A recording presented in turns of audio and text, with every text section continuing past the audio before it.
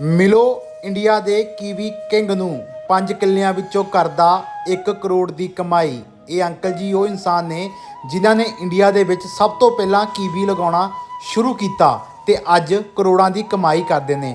ਬਹੁਤ ਮਿਹਨਤ ਕੀਤੀ ਤੇ ਸਫਲ ਵੀ ਹੋਏ ਤੇ ਅੱਜ ਕੀਵੀ ਦਾ ਇੰਨਾ ਕੁ ਕੰਮ ਆ ਕਿ ਦਿੱਲੀ ਦੇ ਲਾਲੇ ਵੀ ਪਹਿਲਾਂ ਐਡਵਾਂਸ ਦੇ ਵਿੱਚ ਪੈਸੇ ਦੇ ਜਾਂਦੇ ਆ। ਬਾਕੀ ਗੱਲਬਾਤ ਕਰਦੇ ਆ ਵੀਡੀਓ ਵਿੱਚ। अगर तुसी अंकल जी को जाओगे तो घर देख के खुश हो जाओगे। जन्नत वर्गे माहौल दे विच करोड़ों की कमाई करने वाला पहला इंसान। सत श्री अकाल जी, मैं तुहाडा अपना करमवीर। जिद्दां कि कुल्लू दीयां वादियां 'च घूम रहे हैं, इत्थे दे मौसम के मुताबिक जिहड़ा फल फ्रूट हो रहा आ अपने पंजाबी भरावां तक पहुँचाउण दी कोशिश कर रहे हैं। हिडन प्लेस लभ रहे हैं। इत्थे एक खेती हो रही आ। एक दलजीत सिंह जी ने लुधियाना तो स्टडी करके कुल्लू दे विच कीवी का काम शुरू किया है। न्यूजीलैंड का फल आ कीवी। सामने कीवी का बाग आ, तकरीबन 700-800 बूटा कीवी का खेतों च लगा होया आ ते बहुत घट फसल ये हुंदी आ। कोई क्योंकि इन्होंने कीवी किंग कहा जाता है। कुल्लू दे विच कीवी किंग दे नाल जाने जाते अंकल जी। तो उन्होंने गलबात करांगे तो पुछांगे किवें खेती शुरू की, किवें दिमाग च आई, लुधियाने तो स्टडी शुरू की। अंकल सत श्री अकाल जी। सत श्री अकाल। पहला समा देने लिए बहुत बहुत धन्यवाद जी। तो अंकल जी किन्नी खेती करते हो, कदों तो शुरू किया जी ये खेती का कीवी का? क्योंकि बहुत एक नैचुरल जिहा फ्रूट है जिहड़ा न्यूजीलैंड दे विच हुंदा है ना, इंटरनेशनल ब्रांड आ ये। इहदे बारे किद्दां अपना शुरू होया जी? मैं सब तो पहले ऑर्चर्ड लगाया सी 1987 ਦੇ ਵਿੱਚ। अच्छा जी। उस तो पहले मतलब सिर्फ यूनिवर्सिटी वालों के पास ही था ये प्लांट। ठीक है। रिसर्च पर्पज़ के लिए। ठीक है। तो उनकी रिसर्च भी अभी पूरी नहीं हुई थी, तो रिसर्च में ड्यूरिंग रिसर्च मैं उनसे प्लांट्स लेके आया था 1987 में। ठीक है जी। तो लगभग 80 प्लांट्स का मैंने एक प्लॉट लगाया था। ठीक है। तो उसी से मतलब आस्ते आस्ते मैं बढ़ाता गया। ठीक है। और काफ़ी साल के बाद अब जो है लगभग मेरे पास 700-800। स्टार्टिंग तुसी कीती सी कीवी हाँ, नहीं थे? इंडिया में मतलब प्राइवेटली इंडिया दे विच हाँ जी तुसी शुरू कीती हाँ सी? जी हाँ जी बिल्कुल। ठीक है जी। ਤੇ ਫਿਰ ਖੇਤੀ ਹੌਲੀ ਹੌਲੀ ਪਹਿਲਾਂ ਸੀਗਾ ਮਨ ਦੇ ਵਿੱਚ ਕਿ ਕੀਵੀ ਦਾ ਕਿਦਾਂ ਇੱਧਰ ਕੁੱਲੂ ਦੀਆਂ ਪਹਾੜੀਆਂ 'ਚ ਕਿ ਸਕਸੈਸ ਹੋਊਗਾ ਜਾਂ ਨਹੀਂ ਹੋਊਗਾ? मतलब वो मैंने बुक्स से पढ़ा था इसके बारे में, कीवी के बारे में। उस वक्त तो यूट्यूब या मतलब ये कुछ नहीं होता था, तो सारा कुछ हमको बुक्स से पढ़ना पड़ता था। ठीक है। तो न्यूजीलैंड वगैरह की बुक्स या इटली वगैरह की बुक्स जो मैंने पढ़ी जी, उससे मेरे को जो है हाँ जी, मतलब जो है नॉलेज, क्योंकि किसी साइंटिस्ट को भी इसके बारे में नहीं मालूम था। सिर्फ एक डॉक्टर को, एक साइंटिस्ट थे डॉक्टर DS राठौर, ठीक है जो जिन्होंने इसके बारे में काम किया जी, कीवी के। मैंने उन्हीं को गुरु धारण किया। ठीक है। उस वक्त मेरी उम्र भी उस वक्त ज़्यादा नहीं थी, 25-26 साल का था मैं उस वक्त। ठीक है जी। तो गुरु धारण किया, तो उनसे मैंने काफ़ी सीखा। उन्होंने बुक्स भी लिखी हुई है।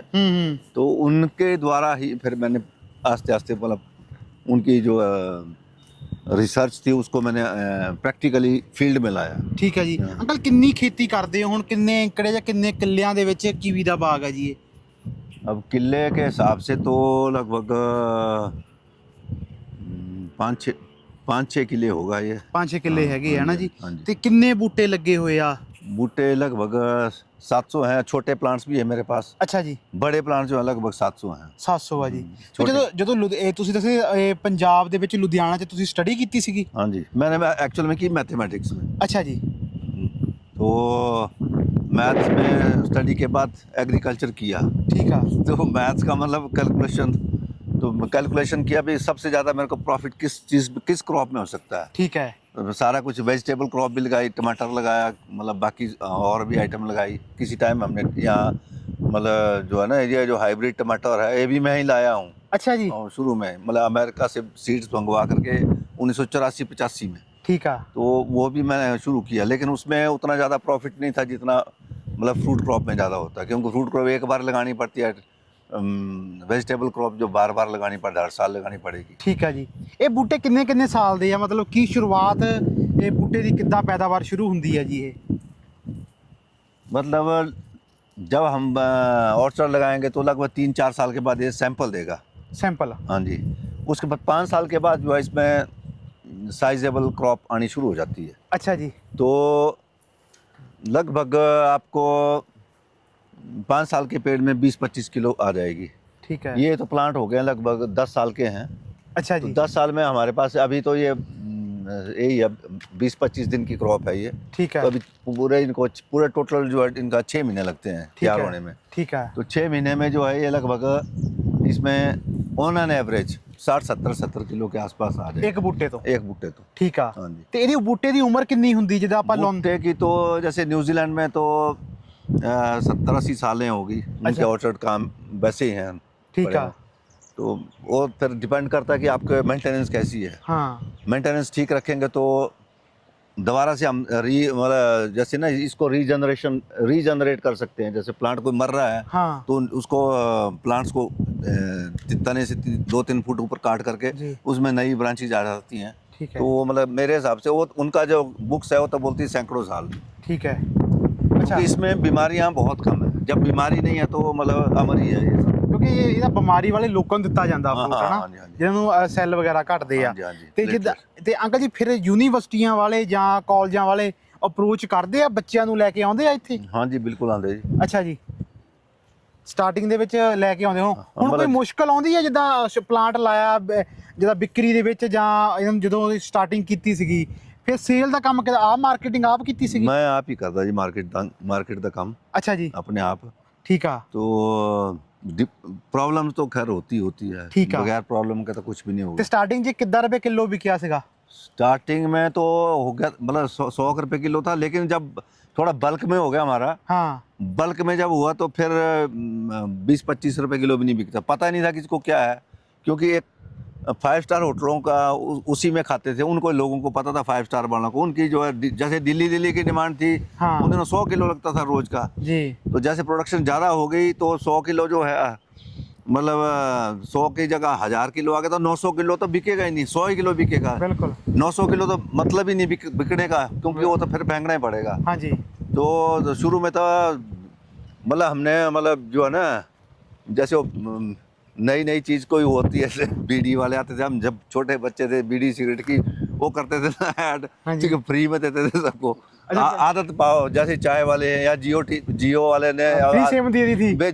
फ्री सिम भी अकेले नहीं आजकल मतलब जो है ना वो सस्ते में दिया हुआ इन्होंने ताकि हाँ। इनको अब आज की डेट में सब नशे में है इसके। ठीक है। मतलब जो मतलब हर एक चीज मतलब टीवी सारे के सारे मोबाइल में बिजी है। बिल्कुल, बिल्कुल। टीवी टावी का तो अब कहा भी नहीं कहा भी है। नहीं है। मोबाइलों में है सब बिजी।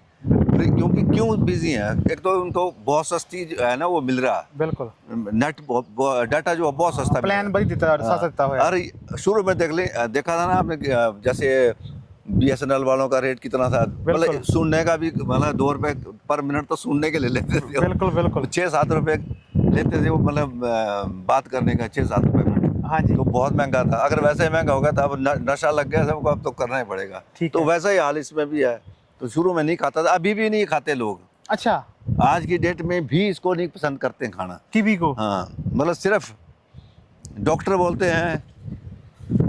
हैं ना कि भाई जब डेंगू आ जाए हाँ। उस वक्त खाते हैं। ठीक है। अदरवाइज शादी ब्याह में जब स्टॉल लगे होते हैं आपके फ्रूट्स के स्टॉल लगे होते हैं वहीं खाते हैं। तभी पता लगता है जी फ्रूट कीवी का है। अदरवाइज नहीं लेते हैं। ਨਹੀਂ ਲੈਤੇ ਨਾ। ਤਾਂ ਅੰਕਲ ਜੀ ਹੁਣ ਫੇ ਜਿੱਦਾਂ ਹੁਣ ਪਲਾਂਟ ਜ਼ਿਆਦਾ ਆ ਕਾਫੀ ਖੇਤੀ ਆ ਹਾਂਜੀ। ਜਦੋਂ ਇਹ ਤਿਆਰ ਹੋ ਜਾਊਗਾ 180 ਦਿਨ 200 ਦਿਨ ਬਾਅਦ ਤਿਆਰ ਹੋ ਜਾਊਗਾ ਹਾਂਜੀ। ਫਿਰ ਵੇਚਣ ਚ ਪ੍ਰੋਬਲਮ ਤਾਂ ਨਹੀਂ ਆਉਂਦੀ। नहीं अब नहीं प्रॉब्लम। ਅੱਛਾ ਹੁਣ ਨਹੀਂ अब ਪ੍ਰੋਬਲਮ। नहीं प्रॉब्लम, वो शुरू की प्रॉब्लम थी। ਠੀਕ ਆ। हाँ, अब ਫੇ ਹੁਣ ਸੇਲ ਕਿੱਥੇ ਹੁੰਦਾ ਹੈ ਇਹ। अब सेल तो लगभग सारी जगह ही बिक रहा है। ਅੱਛਾ ਲੋਕਲ ਮਾਰਕੀਟ ਕਰਦੇ ਹੋ ਜਾਂ। नहीं लोकल नहीं, मैं दिल्ली भेजता हूँ। अच्छा। दिल्ली में जैसे इम्पोर्टर हैं बैठे हुए हमारे, ਠੀਕ ਆ। इम्पोर्टर्स जो है वो लेते हैं। तो उन्होंने इम्पोर्टेड फ्रूट्स का काम करते हैं। जैसे आपके होशियारपुर में, कहाँ होशियारपुर में जी बिल्कुल तो बिल्कुल वहाँ पर भी कई शॉप्स, अब तो छोटी शॉप्स में भी चल जाता है। बिल्कुल। सब जितना भी दुकानदारों ने रखा तो वो मतलब होलसेल में, हम तो होलसेल में देंगे।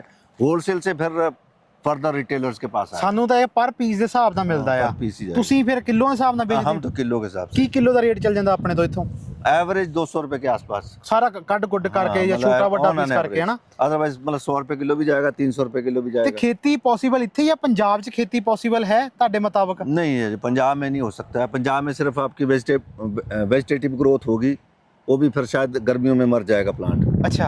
फ्रूट नहीं लगेगा। फ्रूट लगने के लिए इसको चिलिंग चाहिए होती है। ठीक है। चिलिंग रिक्वायरमेंट होती है हर एक जैसे अब सेब है हाँ। या नाशपाती है या कोई और फ्रूट्स क्रॉप है जी। जिनमें उनमें जो है चिलिंग रिक्वायरमेंट चाहिए होती है ठीक है जी। उसकी, मतलब डोरमेसी को ब्रेक करने के लिए। ठीक है। तो उसके लिए फिर इसकी रिक्वायरमेंट लगभग 800 से 1000 आवर्स जो है एक सीज़न में चाहिए चिलिंग। वो अच्छा। पंजाब में पूरी नहीं होगी, पंजाब में 200-250 आवर्स होती है। वो होती हाँ, है। तो लो चिल वैराइटीज चाहिए, वो लो चिल इसमें है नहीं अभी तक। अच्छा जी। हाँ, ब्लूबेरी में है। अच्छा, ब्लूबेरी तो पंजाब 'ਚ ਹੋ ਸਕਦੀ ਆ, ਲੋਕ ਕਰਦੇ लो ਵੀ। चिल वैरायटी है, जीरो चिल वैरायटी भी है उसमें। अच्छा जी। वो हो सकती है। ਇਹਦੇ 'ਚ ਵੈਰਾਈਟੀਆਂ ਨਹੀਂ ਆਉਂਦੀਆਂ ਲੋ ਚਿਲ ਵੈਰੀ ਜਿੱਦਾਂ?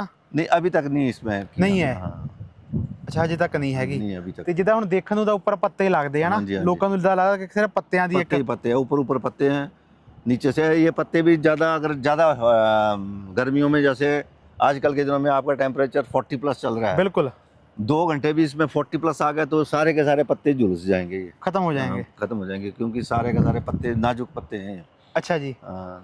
तो वो भी उसमें ड्रॉबैक है, एक तो चिलिंग नहीं पूरी है, दूसरा गर्मी बहुत ज़्यादा है तो गर्मी से झुलस जाएंगे ये सारे। ਠੀਕ ਹੈ ਜੀ। ਅੰਕਲ ਜੀ, ਫਿਰ ਟਰਨਓਵਰ ਕਿੰਨੀ ਕੁ ਹੋ ਜਾਂਦੀ ਆ? ਆਪਾਂ ਜਿੱਦਾਂ ਸਟਾਰਟਿੰਗ ਦੇ ਵਿੱਚ ਤੁਹਾਡਾ ਬਹੁਤ ਨਾਂ ਸੁਣਿਆ ਕੁੱਲੂ ਦੇ ਵਿੱਚ, ਮਤਲਬ ਕਰੋੜ ਸਵਾ ਕਰੋੜ ਤੱਕ ਪੁੱਜ ਜਾਂਦੀ ਟਰਨਓਵਰ ਇਹਦੀ? वो तो चलो लगभग। अब कभी कभी हो गया। ਕਵੀ ਕਵੀ ਹੋ ਜਾਂਦਾ ਨਾ। ਮਤਲਬ ਇਹ ਫਾਇਦਾ ਹੈ ਖੇਤੀ 'ਚ ਇਹਦੇ 'ਚ? फायदा तो है जी, ना? मेहनत भी बहुत है, ਮਿਹਨਤ ਬਹੁਤ ਵਾ। इनिशियल इन्वेस्टमेंट बहुत ज़्यादा है। ਅੱਛਾ ਜੀ। इनिशियल जो ये पोल वगैरह लगे हैं ना, हाँ जैसे जी। पोल है, स्ट्रक्चर आपको इनिशियली लगाना पड़ेगा शुरू में ही। ਠੀਕ ਆ। तो आम जो किसान है वो मतलब नहीं करेगा इसको। ਨਹੀਂ ਕਰੇਗਾ। ਕਿੰਨਾ ਕੁ ਖਰਚਾ ਆ ਜਾਂਦਾ ਇਹ ਤੇ? ਜਿੱਦਾਂ ਮੰਨ ਲਓ ਅਸੀਂ 200 ਫੁੱਟ ਇੱਕ ਕਿੱਲਾ ਲਾ। 1 किला मान के चलो आप, 1 किले में लगभग आपको 15 लाख के आसपास लगेगा।